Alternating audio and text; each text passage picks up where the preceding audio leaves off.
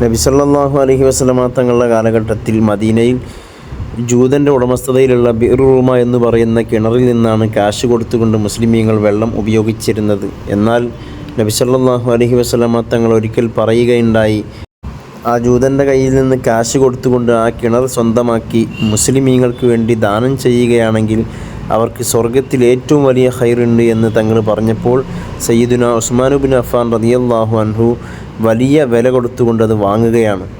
ആദ്യം വാങ്ങുന്ന സമയത്ത് ജൂതൻ മുന്നിൽ വെച്ച നിബന്ധന എന്ന് പറയുന്നത് ഒന്നിടവിട്ട ദിവസങ്ങളിലേ ഉപയോഗിക്കാൻ പാടുള്ളൂ എന്നായിരുന്നു.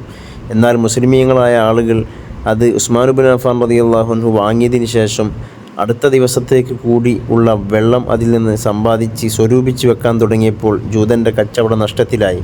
അങ്ങനെ ഉസ്മാൻ ഇബ്നു അഫ്ഫാൻ റളിയല്ലാഹു അൻഹുവിനോട് ജൂതൻ സങ്കടം പറഞ്ഞപ്പോൾ ഉസ്മാൻ ഇബ്നു അഫ്ഫാൻ റളിയല്ലാഹു അൻഹു വലിയ വിലക്ക് അത് വാങ്ങുകയും മുസ്ലിമീങ്ങൾക്ക് വേണ്ടി അത് മുഴുവനായി ദാനം ചെയ്യുകയും ചെയ്തു.